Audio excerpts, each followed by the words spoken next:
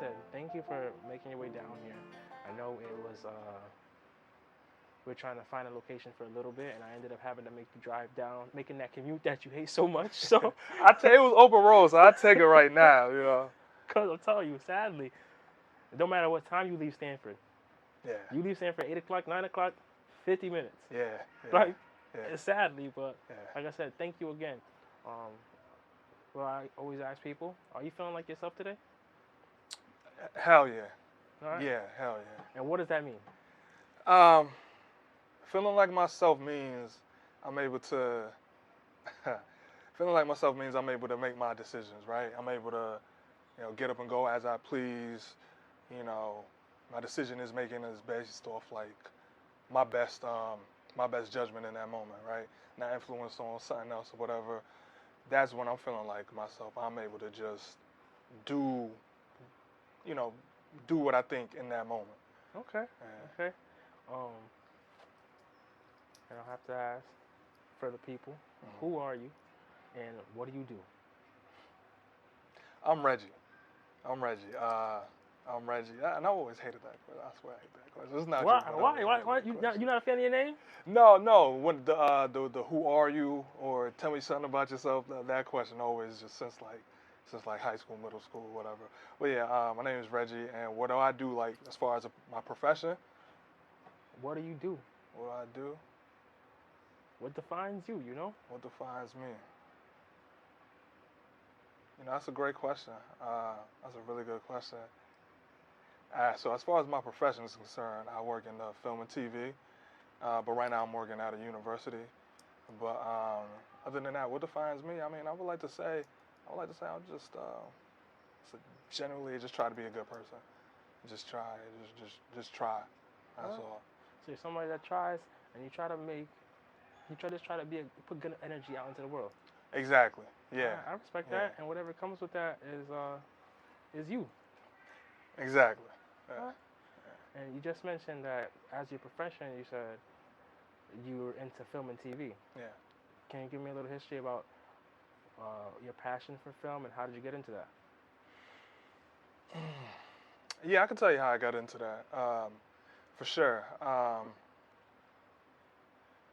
trying to make a long story short, but it basically started back when I was like, middle school, high school, just doing video editing on my on the house computer, video editing, and then that led me to like, doing NBA highlights. I was part of like this underground online community on like a forum. We ripping NBA games, downloading NBA games, cutting up highlights, throwing them up on YouTube. I was part of a little team. Okay. So I did that for like a good basically all of high school. That was high school. That's what I did. And so by the time I come down to college, I'm like, well, shit, I want to do this. That's all I know is fun, media production. But all I really knew was just was that.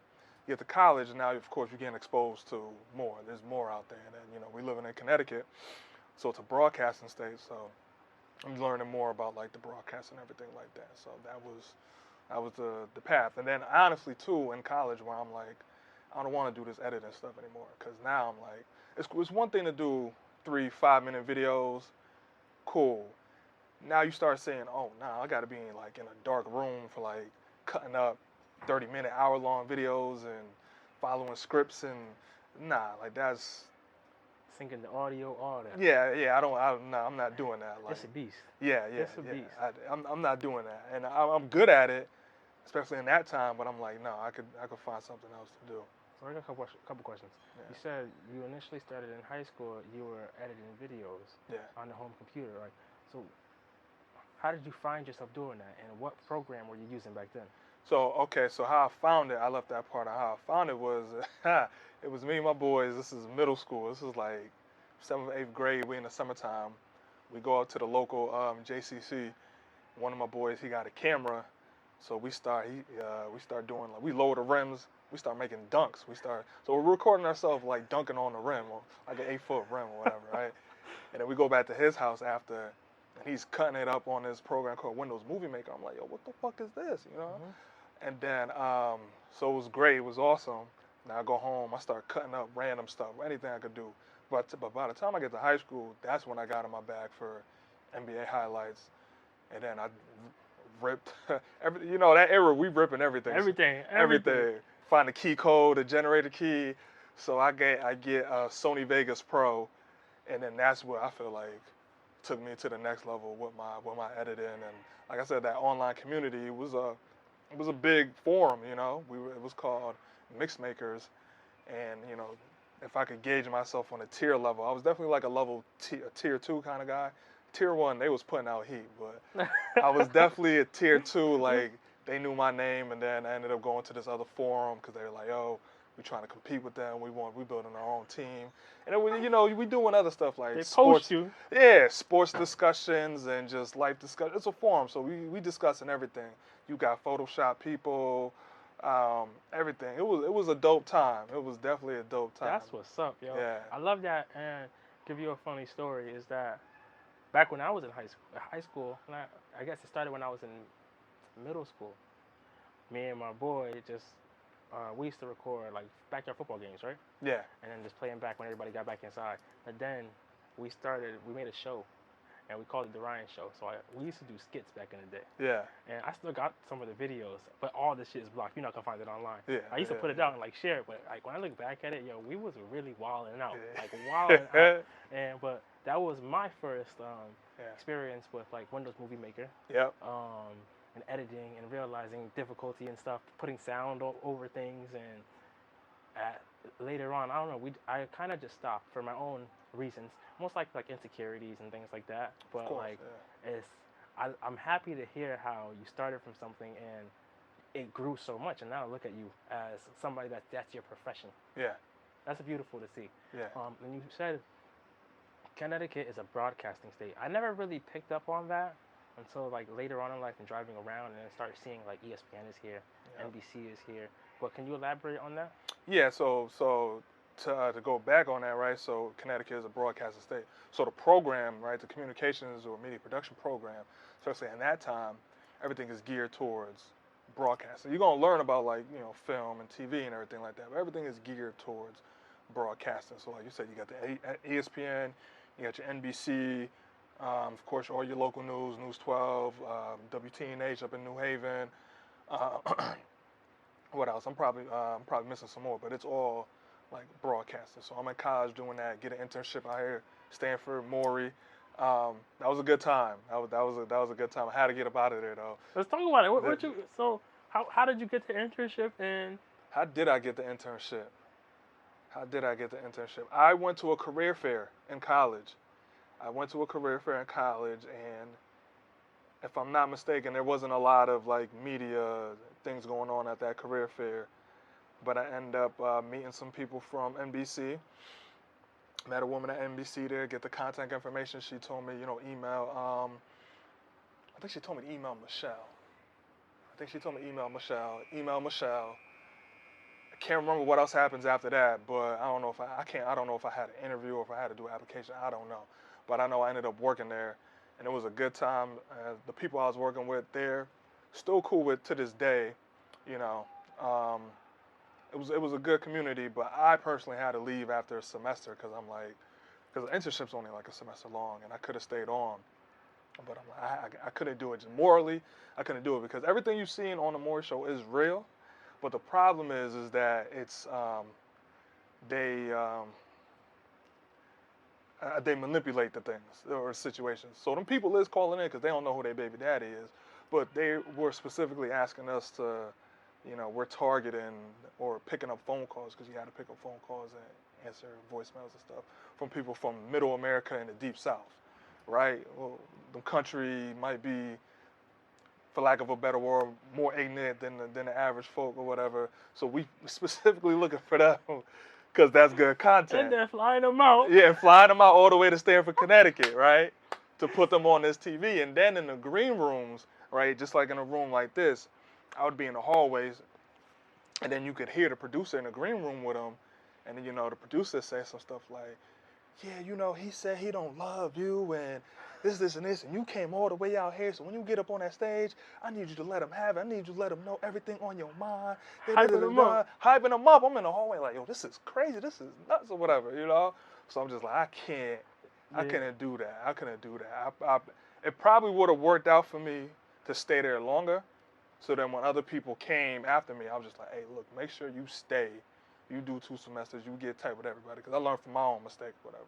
It still ended up working out for me in the long run, but I had to leave after a semester. No, I respect that. I mean, because I have a conversation with a friend. It's like, if you're standing on, if I say, what do you do? And you're standing on being a good person, sacrificing your honesty and integrity is not something you'll be able to live with.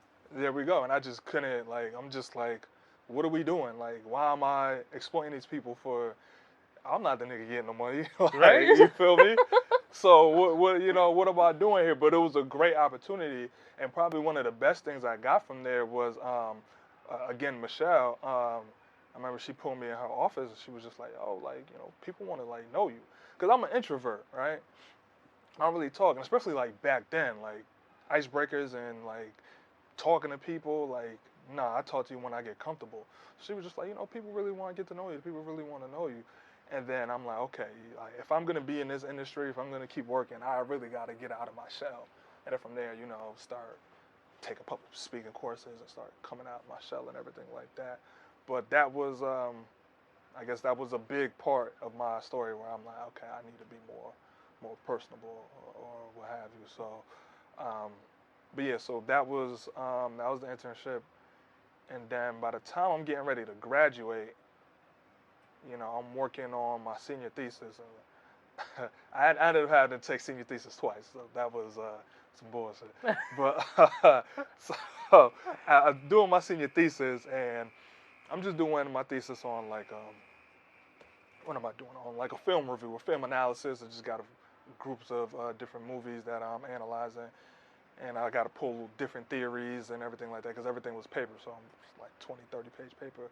And one of the theories I pulled was, I think it was called the cultivation theory, and it says, if you don't have any prior experience, any prior knowledge about something, what you see on TV and film is going to fill that void. So if you never read it, you've never been around it, you're going to go to these outlets to that's your knowledge base or whatever. So for example, if you ain't never seen, if you don't know nothing about rocket ships or nothing or space, you can hear it in the everyday conversation. Yeah, I was watching this one movie and they said Interstellar or something. Get me right. Get you right. That's your frame of reference. So in those moments, I'm just like, well, shit. Take that theory and then put it in race. And I'm gonna hit you right in the head because I'm the Klansman. Right. The original KKK movie, right? Yeah. You talking about Gone with the Wind? Is that the name of it? It was one of the first movies about the KKK, and it pictured the KKK members as a savior to white people. Yeah. And it was one of the first and largest motion pictures. You talking about Birth of a Nation? Birth of a Nation. Yeah, there we go. Birth of a Nation. Yeah. So exactly. So now, if you've never, you ain't never been around no black people for real, or anybody for that matter, or any other group of people, what you're seeing on the TV and on the movie screens, that's your frame of reference. And we all know a lot of these groups aren't represented the right way.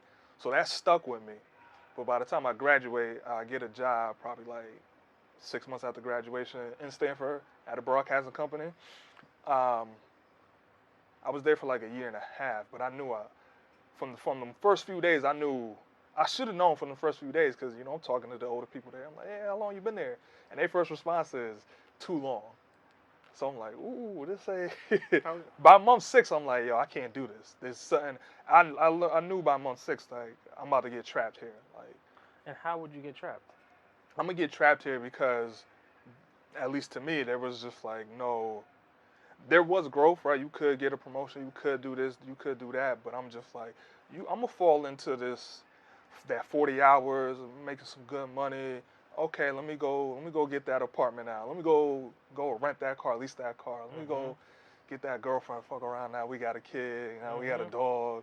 You cooked. It's game over. Game over, And then just there, just like the schedule was just horrible. Like, you know, because it's 24 hours. It's a broadcaster. Yeah. And my role was a master control operator. So I'm all day, 8 hours. I'm sitting like this, looking at, you know, just screens, watching 10 different television networks, monitoring them, making sure they're good, uploading the logs, you know, changing the schedules, making sure nothing go wrong. And I'm just like, I can't. This isn't me. Like, I really felt like I was just wasting my time, you know, wasting away. And then I'm like, I could be doing something else. And that's when I says, okay, let me switch into film. Let me see what I'm about. Like, let me see if I got what it takes. And I only stayed there for a month and a half because my mother told me don't quit. She was just like, you don't do that. You don't just leave a job after 6 months. It ain't gonna look good on your resume. This, that, and the third. So I'm like, okay, cool. So reached out to a few of my undergrad professors, asked them about grad school and everything like that. They wrote references, gave me some recommendations to some schools. I did a visit, and I only applied to like one school. I was just like, hey, look, this is the only school I'm gonna apply to. If I get in, I get in. If I don't, then that's it. It wasn't meant for me. So, I applied to one school, and City College of New York. It's in Harlem.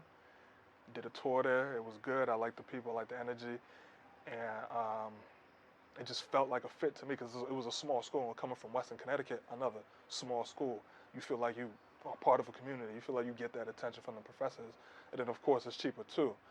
So, yeah, I applied. This is like 2016. I applied. By January 2017, I quit my job. Don't got nothing lined up. I'm not gonna hear back from an acceptance letter until April. But I'm like, all right, I got my little bit of savings, that tax refund around the corner, and then through my professors from undergrad, one of them, his wife, at that time she was an assistant director on movie sets. So by March, when the weather started getting good, now she's putting me on my first movie set. I'm sorry, give me 1 second. Go ahead.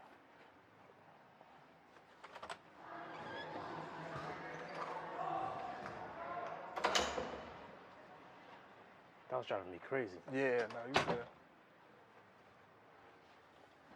Please. So, so by March 2017, I'm on my first movie set, so now I got some income coming, you know. And then my whole thing was, like I said, if I don't get into that film school, that's not a problem. I tried it, whatever. And then I'm like, I got a bachelor's degree. I could get a job. It's nothing, right?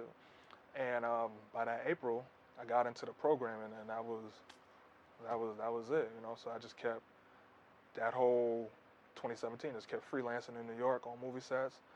You know, I'm on the biggest one probably was Luke Cage. I was in Harlem on Luke Cage for a few days, probably That's like a week fire. or something. Yeah, it was cool. It was cool. I didn't even know I was on Luke Cage. I did not know I was doing Marvel. You were just getting to it.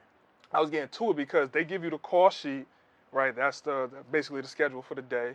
And then, you know, they post in New York, they post up street signs like no parking, shooting a production on such and such project. So they was calling it Tierra. So I'm like, all right, like I'm on Tierra. The payroll, everything, paperwork, W-2, whatever, Tierra. I'm shooting a project called Tierra. Cool. So now I'm in Harlem on the streets. Now the locals, the residents, they stopping us. They asking me like, hey, like what y'all shooting over here? Y'all shooting Luke Cage? Y'all shooting Luke Cage? I'm like, nah, we not shooting Luke Cage.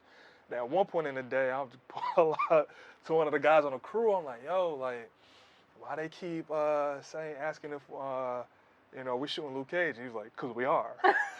I'm like, what you mean we shooting Luke Cage? He said, yeah, Disney, Marvel, they like secrecy. So they every project is gonna be under a different name, you know, because they for whatever purposes they don't want to, I don't know, blow up the scene or whatever. So I actually got to see, you know, the man who played Luke Cage.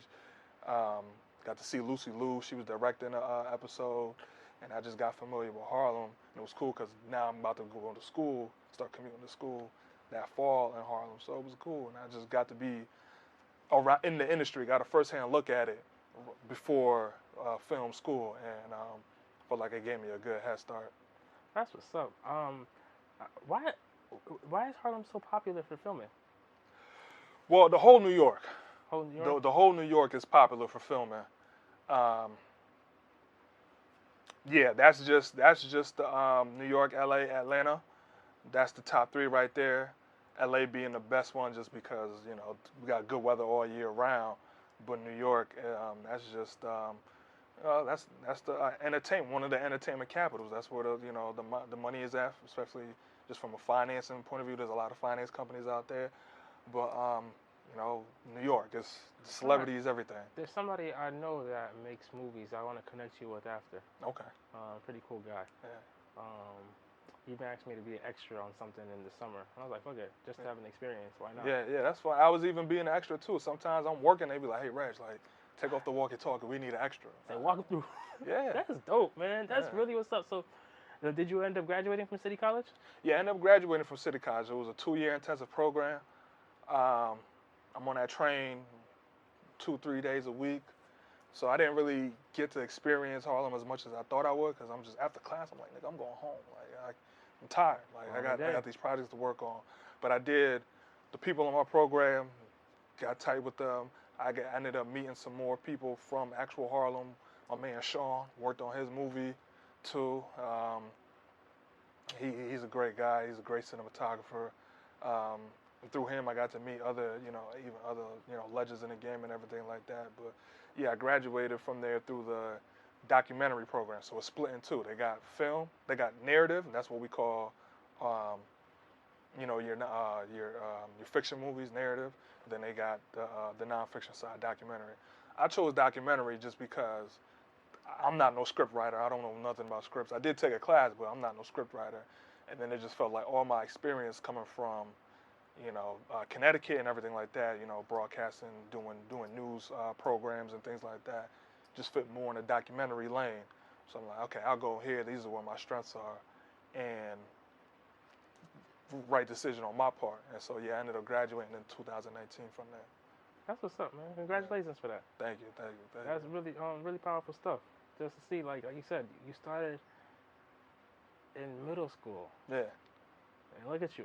Yeah. Like that's really like sowing a seed and seeing it to fruition. Yeah. So I really commend that, like, so much. No, thank you. And I didn't know where it was gonna take me. I just did it. And then it's even funnier because my dad, when I was going to college, he was like, "What you studying? What you want to?" He's like, "You studying that? Like, you don't need to go to college for that. You grab any bum off the street, hand him a camera." He said that, and he wasn't lying. Like, in hindsight, he wasn't lying. But it was just, a lot of these folks got cameras now. Yeah, but it was just like, at that time, I didn't know my way around. I didn't know nothing. So I needed to go to college. So get exposed to everything, figure out my path. So I would always recommend college to anybody. Figure out my path, get exposed, get some connections, and get some understanding. And just really learn. And whether it's about life, whether it's about myself, I would always recommend college. So I needed to go through that. But even then, when I'm freelancing on these movie sets before I get to grad school, a lot of guys are saying the same thing. Like, they just hopped in it, right? They just knew something. And everybody has the same story. Somebody needed somebody to drive a truck. And half the time we're lying. Like, yeah, I know how to drive a truck. Don't know how to drive a truck, but you need some money. You're going to show up. You need some money, you're going to show up. And then you just fall in love with it. And that's really all it is. So I never really knew where it was going. I just walked the path. Rode that wave. I love it. Yeah. Would you consider yourself tell me if the word is wrong. Is it a cinephile? No, I will not. That is the word, but no, I will not. That's somebody who, like, they watch movies, like, they could tell you the history and this, and this, and they analyze, and no, I wouldn't. I don't watch nothing. Like, I'm not watching. Don't ask me what I'm watching, or I got no streaming services. Real shit? Real shit. I canceled everything. Like, I'm on YouTube, like, just watching YouTube videos. So if I ask you, what is your favorite movie, you wouldn't even have one? I could give you that, but I'm not up on the latest. Okay. I could give you that, yeah, for sure. I could give you that. I could analyze the hell out of something.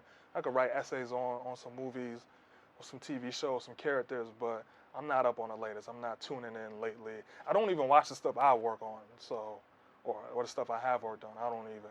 I might watch it like a year after it come out. No, I respect that. And that's something fun. It's funny because for me, like I have these conversations with people, and then I have to go back and listen to the whole thing and figure out where I want to cut for clips and all that stuff. And that I dread that. Yeah. Because I was there for the conversation, and now I gotta go back and listen to the whole thing again. Yeah. Like, sorry for whoever is out there, and I didn't put enough clips yet. I'm gonna get to it at some point. Yeah. and listen, this is essentially another full-time job. Yeah. I need the answer though. Okay. What's your favorite film? Okay, my favorite film.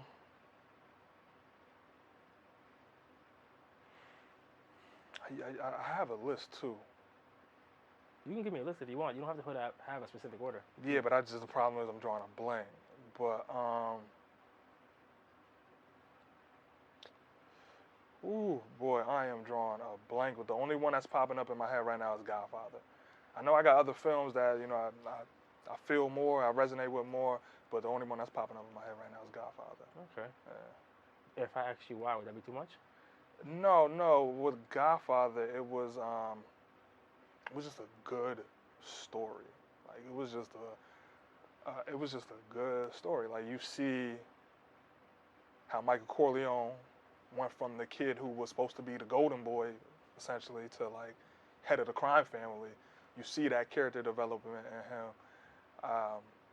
So that's I like that. And there's 3 of them, right? There's 3. Yeah. Okay. There's 3. Maybe I'll check that out one day. Yeah. You've never seen The Godfather? No. Oh, brother. You need to see The Godfather. It's really a great film. I'm gonna check it out. It's really a great film. Personally, my favorite, I had mentioned it already, it would be Interstellar. I saw Interstellar probably 2 years ago. Just found it on the internet. It was good. I almost was about to tear up in Interstellar. That shit's good. It was really good. I love me some Anne Hathaway. Yeah.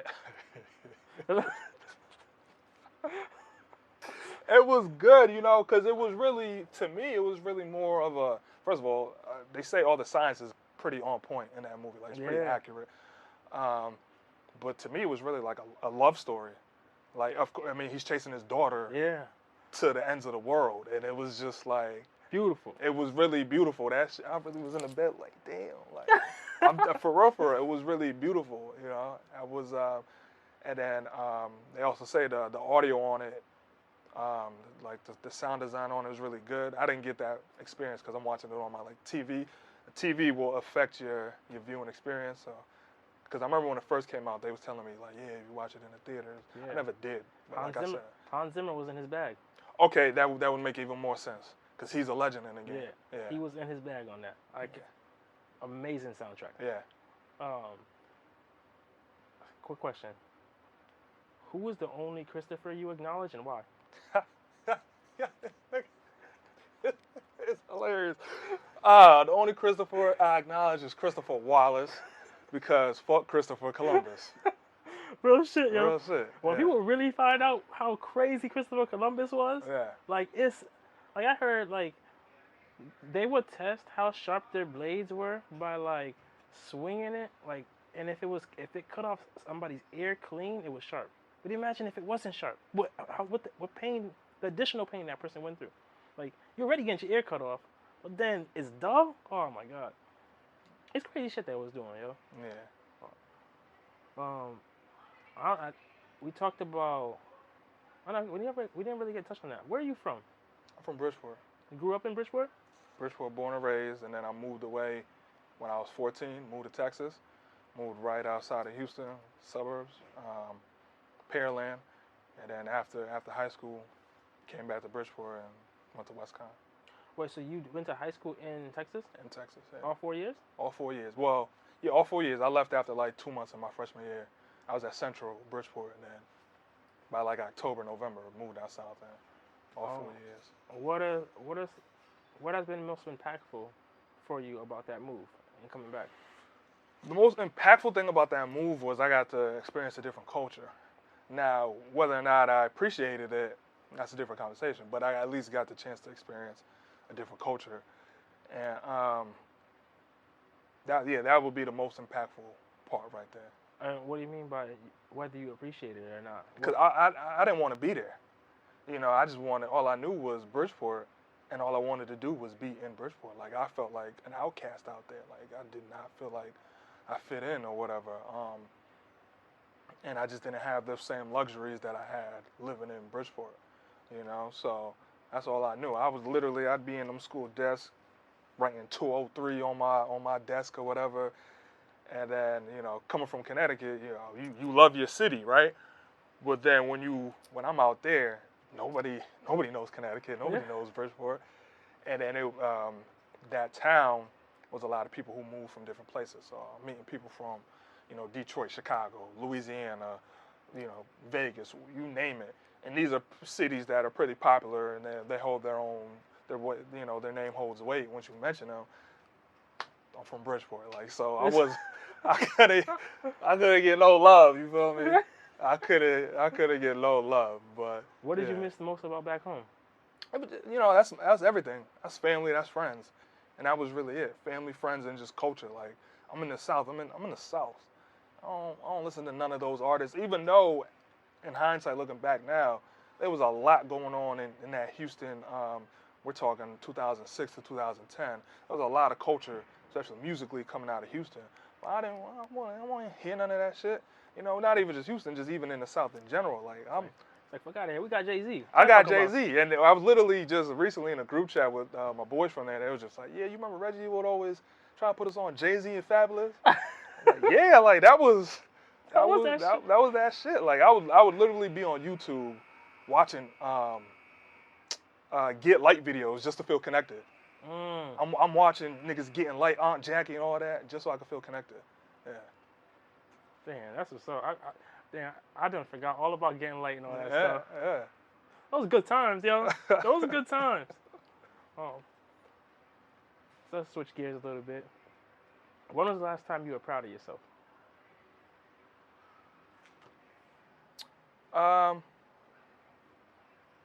So I'm learning, you know, you should be proud of you. You should, right? You got to get there, but you should be able to should be proud of yourself every day, right? Because, you know, you matter.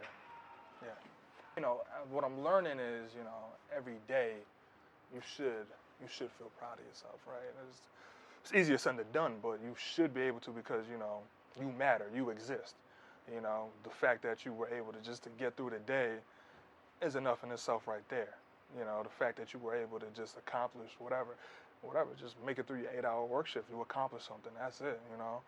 So every day, you know, before you lay your head, you know, before you go to rest that night, you should, you know, go to sleep knowing that, okay, I matter, and that's what's important right there. And yeah, every day you should be proud.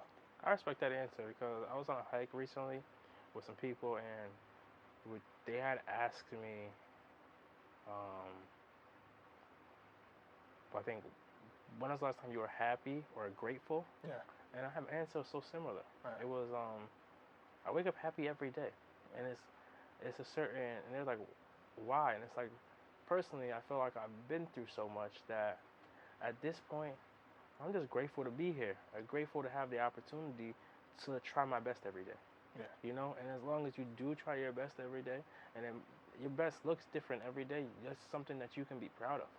Yeah, you know? And you know, you really want to get into the habit of asking yourself, how did you show up for yourself today? You know, how did you show up to, you know, prioritize yourself, take care of whatever needs you need, you know? So that's the goal right there. I respect that. And speaking of prioritizing yourself, how do you practice self-care? So I need to do it more often, but meditation. Meditation is a beautiful, beautiful thing, and you know, I'll be telling people, you know, even if you can't just meditate, you know, just breathing, you know, deep breathing. All you really need is like 60 seconds out of your day. Yeah. Because you know, everybody's thing is, oh, I ain't got enough time to do this. You know, go to the gym, do this. Okay, cool. You got 60 seconds. Yeah. At one point in the day, say at a red light, you got 60 seconds to just, and that shit will literally go a long way. I need to be able to do that more often, right? Especially like a meditation, but just being able to just, if you can't do that, at least a deep breathe, you know, before before you got to tackle something, you know, when you start your day, at any moment, you get 60 seconds out of your day, because you could feel the pain releasing from your body. How did you find meditation? How did I find meditation? So, my last relationship, she was a yoga instructor. So through her, you know, and that's something I've been aware of too, right? Meditation, yoga, things like that. But through her, I was able to, you know, get a better understanding of it. And then I'm the type of person, you give me a little bit, I'll go in a whole deep dive into something, right? So now I'm deep diving into it, and then what really knocked the door off the hinges was, I've been working on a documentary project these last few years, and you know, the woman I've been studying the most, you know, who's part of the story, she, you know, she preaches meditation, right? She preaches meditation. She says she found meditation when she was in prison, right? I'm talking like probably maximum security. What's that thing called? Solitary confinement. You in there by yourself. Yeah. She found meditation while she was there by herself. She says that's the most free she ever felt in her life, right? Imagine that. You in jail, behind bars, and you never felt free until you found meditation. So studying her, she makes lectures, and she's a very prolific person. Her name is Erica Huggins, former Black Panther leader. So she has a dope story. So but she very much preaches, you know, wellness, you know, meditation, yoga, everything like that. So me studying her, I'm tapping into, you know, the things she's saying, the things she's preaching, and how much that changed her life. And that really just knocked the door off the hinges for me. So literally the stuff I'm saying right now, I'm literally regurgitating the stuff I picked up from her. And that's life though. And I think that's the only way we really learn, right? We find out what else is out there, and we take what's for us, and we leave what's not. Yeah. And to add to that, or speak to my own regarding that, I guess I've known about yoga and meditation for a while. I even took a class in college at Western. Thankfully, it was pretty nice. Okay. But until like I would say a month and a half ago, I found a consistency in doing yoga. Yeah. And it's been absolutely life-changing for me. Yeah. Like amazing. Like there's a certain level of clarity that it's brought me by like each practice being willing to dive more into myself and away from all the external things and realize how irrelevant they are. Yes. You know? Yeah. And then I get to really choose the things I want to expend my energy on. Yeah. Then to her point, like she's saying free, like I've never felt this much in control of my own life, you know? Like there's so many different things that I don't have control over, but as time goes, you realize I don't need to have control over that. And like you said, like you're on your journey and things are going to happen. You take what's not, you take what's for you and you leave what's not. Yeah. And then what you just said goes back to what I said in the beginning. What makes me feel like me, being able to just make those, like you just said, make those decisions, you know? Yeah. So yeah, it's a good thing, you know. And then even then, it really even helps some more these last few years. I'm realizing like, oh, I've been dealing with anxiety. Didn't know what it was. The monster. You know. So me learning from what Erica preaches and tapping more into that has been helpful, you know. Because I didn't know this was anxiety. I thought this shit was normal. Right? You find out, wait a second, I'm actually anxious. People don't feel like this all the time. You know, and I'm a person who like, you know, would be in my head a lot. And one dope thing she says is just like, this is just thoughts, you know. Let it come in and let it go out. Let it flow like water. The problem is once you let it stay in your head and let it, you know, do its thing, and then you start acting on that or reacting to that.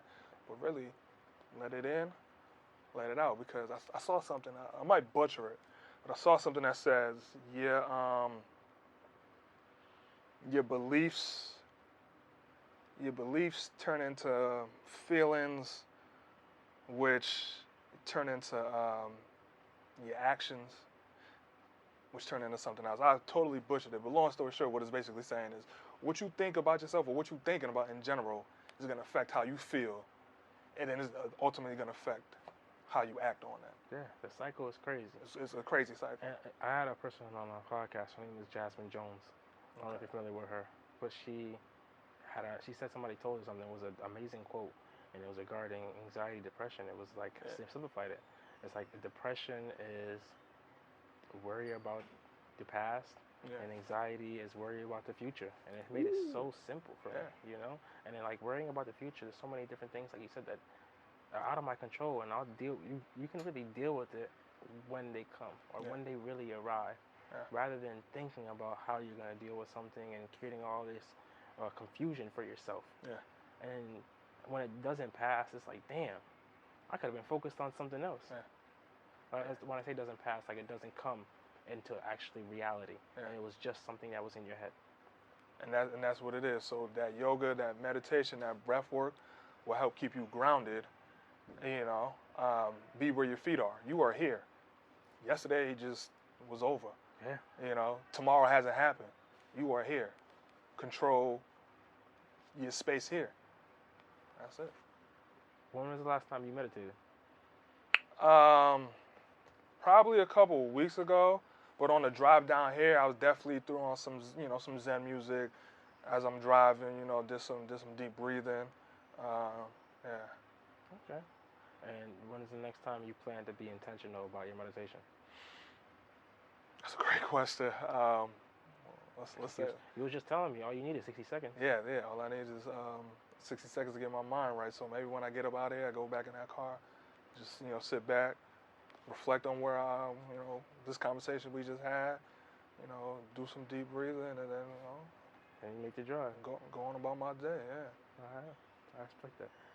Do you have any advice for others that are looking to get into film?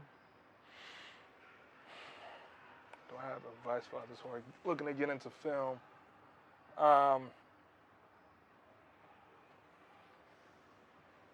Yeah, you gotta, I was just at the university I was at just probably like a month or two ago. We had a Q&A with the seniors about whether or not they want to go to grad school to continue studying film. And the thing I was saying, and the thing that the rest of the panel was saying, was just you gotta love this, right? If you really want to be in TV film, it's not pretty. The deeper you get into it, it's not pretty at all. It's gonna challenge you. You're gonna ask yourself, like, damn, is this even for me? Do I even want to be here?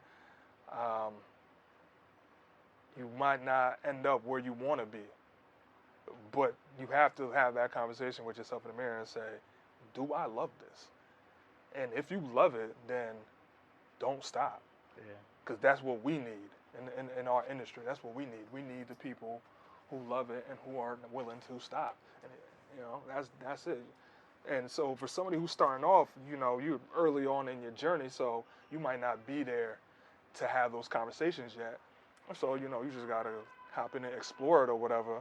But eventually it's going to get to a point where you're going to have to ask yourself, do you love this? There's been times where I'm like, damn, could I be doing something else? Could I make a career change, probably make some more money or whatever? And then it's just like, I belong here. I'd love to hear that. Yeah. I'd love to hear that. Right where you need to be. Right where I need to be, yeah. I guess do you have any advice for me regarding podcasting and the clips that you do see on YouTube or on Instagram? So my first question is, you doing this all by yourself? Yeah. Get a team. Go get you a team. That's it right there. Go get you a team. Because I had a podcast. It was me and my man Isaac. And we got started, stopped, and then I was staying away from it. And then one day these niggas cornered me in the gym because I was avoiding these niggas in the group chat. They was trying to get it back. I avoided them. Then we in the gym hooping. It was like, yo, Reg, I know you see the messages. Like, what's up? I'm like, yeah, I've been seeing the messages. So we brought it back. We did it better. But then we were we just intentional on how we gonna improve it. Then we got a team. I mean, it was still us two, but what really made the difference was we went and hired a sound mixer. Took it to the next level. Because now we got a professional sound mixer giving us advice on how to better structure our show. We taking notes, we listening to him, and then what he's doing for the production of the quality of the audio, and how he's able to, we might give him a hour-long file, right? He could probably, I'm being extreme, but he was probably chopping that down to like 45 minutes just off of his edits. And then just the sound quality. Now, we coming out of pocket, but it was worth it in that moment in time. So the way we invested in it and the way we started to build a team, and again, it was a small team, but it was still, just the editing part alone took the load off our shoulders, And so, was the points where we were having conversations on, do we want to do cameras and everything like that? And of course, right, I know this stuff. I'm like, yo, Isaac, we cannot do cameras. He's like, what's up? I'm like, because this is another job. Because now I got to sync the audio. I might have to get lights. I got to do this. I got to do that. Now I got to do more editing. Let's keep it all audio. And this just worked for us. Let's keep it all audio. That's less work we got to do. And then just looking off we doing research on like podcast statistics and everything like that. Okay, yeah, there's still a large majority of viewers that view it through audio. And, you definitely run into people who are like, oh no, I like to watch a video. And it's like, nigga, if you got to watch a video, then you don't need to be, you not my target audience. Like, this might not be for you, and that's okay. That's okay, you know what I mean? So yeah, but get you a team. And then you're going to have to have that conversation in the mirror. Do you love this? Because we had to have that conversation in the mirror, and it was just like, nah, I don't really love it like this. Podcasting, it was good. We did a great job. I ain't really love it like that. Nah. I respect that. Yeah. And to answer like that question, at least right now, like I do love this. Like, yeah. And it's not essentially loving just the podcasting. Yeah. It's I love having these types of conversations. So like I told you, like, especially for people like us, that looks like us, being open and talking about where we come from, reflecting on all the things that we went through and how they shaped us as we are. Like, how do I put it? Young Dolph's wife had an organization talking about, like, help black men grow old, right? Mm-hmm. And I want a place where we can give stories to younger people or people our age as well, because when people don't grow old, you lose those stories. Yeah. And you lose the context of how difficult certain things were and how and connecting to somebody else that was going through something just as difficult but made it through, and you could have possibly benefited from that. Yeah. So that connection is everything for me. Yeah. And I like this because, I mean, I'm definitely an advocate of defund podcasts. I feel like there's a joke on Twitter. They say the FBI dropped off podcast equipment in the black community. You know what I mean? But I like this space because, and that was always our intention with our show, was we got to come with some substance. We can't just be up here on this microphone, because this media is a powerful thing. You are these images and this audio is going out to the masses. Even if it's only you got 100 viewers, that's still 100 people that you don't know. And so you got to be intentional on what you are putting out there, especially when we look like we do. You know what I mean? And give the people some substance. If I'm gonna ask you for an hour of your time, I got to give you something worthwhile. Yeah. It's the jokes and the funny stories is cool and all, but let's give you something worthwhile. Let's give you something quality. Let's give you something to get the gears turning in your brain. So this is, you are doing what more people need to be doing. I appreciate that. Yeah. And the last question I have for you is, what's your long-term goal?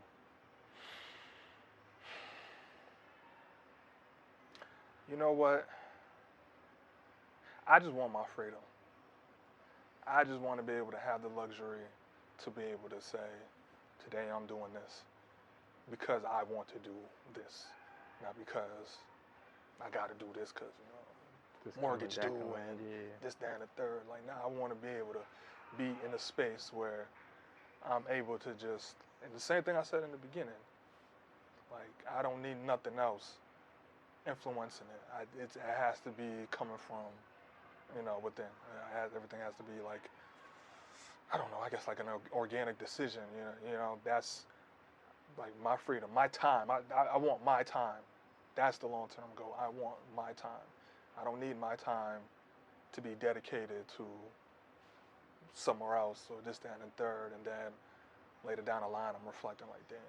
Still, I don't think I'm a person that will ever live with no regrets or nothing like that, but my long-term goal, especially 2024, is like, yeah, I need my time. That's hands down probably the most valuable resource you can have. That's all we got. And that's all you got, and you can't get it back. Yeah. You can't. There's nothing you could do to get more time. Any other resource, you could plant crops and go somewhere else, find some more oil. You can't get more time. Yeah. This is it. So I want my time on my terms. That's my long-term goal. Right. God bless you, brother. Yeah. So I appreciate you coming out. Thank you. I got a question for you. Hold on, let me stand up. I got a question for you. What made you to say, hey, Reg, I need you on the show, or I would like for you to be on the show? I think watching, I knowing you from college, I guess part of you, you always seemed like somebody that had a different level of focus to them. Mm-hmm. Like there was I would say, intention. Okay. You're very intentional. And then watching, like, as you post pictures or even your post on Twitter, mm-hmm. like there's an intention behind it. Yeah. And there's a layer of it that's like, he gets it. Okay. He gets it. And like your take on life, all of it just makes me feel like more people could benefit from your perspective and your story. And I honestly, part of it also is like, what makes this more genuine for me is that I take a genuine interest in finding out more about people. Yeah. So it was for me, and I felt like people could benefit from it. Yeah. So again, thank you for coming in. Thank you for being vulnerable. And honestly, I couldn't ask for anything more. Yeah. No, thank you. I appreciate it. I really I appreciate you reaching out, thinking about me, and then allowing me to be in this space. Because not many people see me in this space, and if on social media, you got to catch it, right? You probably, the shit I'm doing on social media, you got to catch it. You got to be, so you get it. Just so,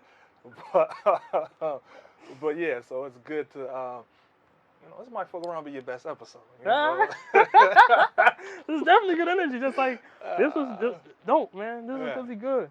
Nah, this was good. I wouldn't mind doing it again. All right, I appreciate that. We definitely have you back. Yeah, yes, sir. Look, I got love for you.